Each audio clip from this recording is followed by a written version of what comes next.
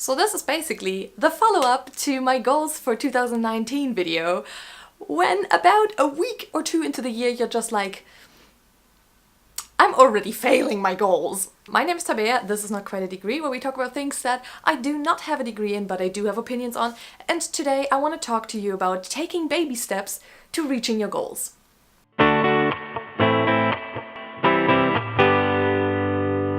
It's literally the middle of January and I'm basically failing my New Year's resolutions already by the fact that I have uploaded my last video about 10 or 12 days into the year, where I wanted to upload it within the first week.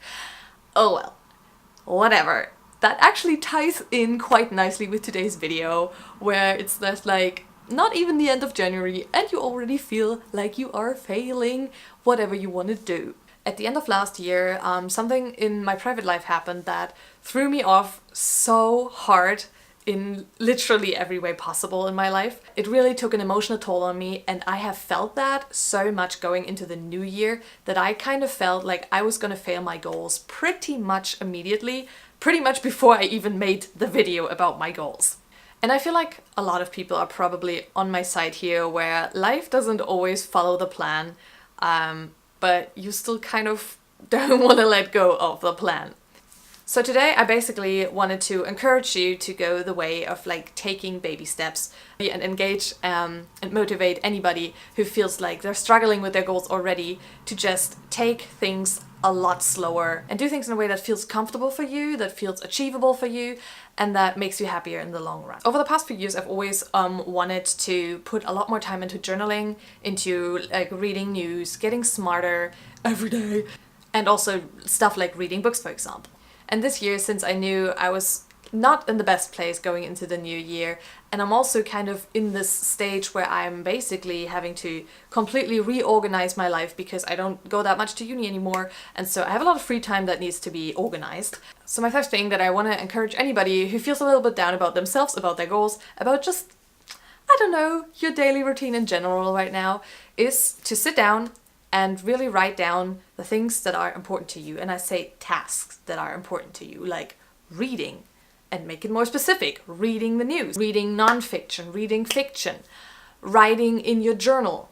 Basically take things that are important to you, but that never make it to the top of your priority list, put those down, and then assign some time to them every day. I feel like it's a good thing to really make an effort to have those things in your daily life as basically work aspects as well. Even if it's just the smallest dose of, I don't know, 15 minutes every day, take that down on a sheet of paper, possibly put it up on your wall, like I said in my last video, it always helps for me, and then make an effort to do those things and see that as an accomplishment. I have felt so good, even when I felt so down in the beginning of the year, to like get an hour of reading in it. I haven't done anything else that day, no work was done, but I had done my reading and I felt like I achieved something, even though it didn't feel like work, it didn't feel like actual productivity. But to me, in my core, in my values, I know that that is important to me. And it helped so much to pick myself back up and be like, okay, maybe you weren't able to do actual work today, but you were able to do your reading today. With that said, with putting time into activities that are dear to your heart and that are basically baby steps, be it 15 minutes, be it an hour, I always also try to track it. Like I try at the end of the day when I'm journaling to look at, okay, well, did I journal today? I'm writing in my journal right now, so that's good. But did I read today? Did I don't know, contact a new person or whatever's on your list, you know, however small it is, try to track it and thus make yourself feel even better about achieving the things that are technically not productivity, but still important to you. And so they will actually contribute to you reaching other goals as well. So I just said I have not been productive all year, and that is true to a very good extent. But I actually had a couple days where I got through a lot of things that are on my actual to-do list, as well as also the things that I just talked about, smaller goals. And I think it's very, very important, even though when you're a bit in a slump and you're not doing too well, to recognize that, hey, today was a big day. Today I did a bunch of stuff that was on my list and that was actually great, and telling yourself that at the end of the day. I have come to realize how important it is the way we talk to ourselves. And to me, it always felt like after a big day, I would tell myself, yeah, great day, but how about we do that same thing tomorrow again?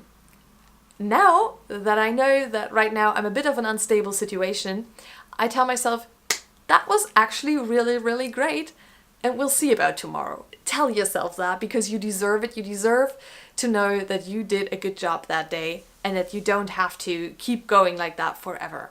Because not every day can be a big day. Reduce, reduce, reduce. Ah! Does anybody of you have to-do lists that are literally going on forever and ever and ever? Same! And there's like a bunch of things that are on to-do lists where you're just like, I'm not gonna get to that. Personally, I keep telling myself, it's me. I should just have better time management. I will get to that eventually. I won't. That is a thing that I wanted to do this year in general, but with, you know, my kind of slow start to the year even more. I try to literally cut things off my to-do list where I know that I will not do them.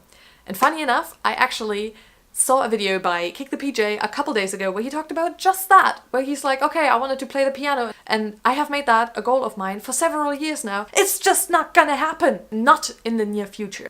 And that is how I feel about a lot of things too.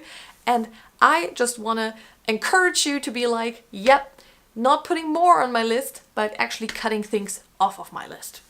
Since I am realizing with organizing my own time that resources time-wise are so limited, and that the baby step approach is so important with that, because I'm just like, okay, I can only work for like 5 hours a day. How do I spend my time? I'm like, okay, if I don't get to do a full hour of this because, I don't know, I can't concentrate, I'm being disrupted, I don't know, then I'm just being like, that is fine. It didn't get done. I'm just gonna move on to the next task, because if I keep going with this forever, then I will not get to that next task, and at the end of the day, I'm not gonna have as much done as I could have gotten done. One thing that I feel like I probably should have mentioned in the beginning, but I didn't, is sitting in emotions and accepting recovery as such. I have had so many moments and days this year already where I was just sitting around doing nothing, feeling like, wow, this is not even not being productive, this is literally just existing. And now that I feel a little better about that, I feel like telling you it's okay to not do anything and to let recovery take place. Whatever that might look like for you, sometimes things just take time and basically disable you from doing anything else. It's okay to sometimes just deal with emotions and not do anything about stuff that is considered work or producing anything in any way. So, and with that also goes kind of being mindful who you talk to, especially when you're in a situation where you are a bit emotionally open, I would want to say. Look around you, who are the people that are supporting you right now, that will not judge you for basically telling them that you are being a little bit lazy right now and that you're just not feeling so good. Making an effort to spend time with those people, because sometimes it's not about work, it's about spending time with people who will build you up so that later on you can work better. But basically what I want to get to is, it's okay to not have the best January, to have the best beginning of the year, to have the best track plan to get to your goal. Track plan? What? And even if you have that, it's also okay to take very, very small steps. I've been kind of all over the place today. Well, such is life sometimes. Well, that was it. I'm excited to see you next week, and I'll be happy for you to come back.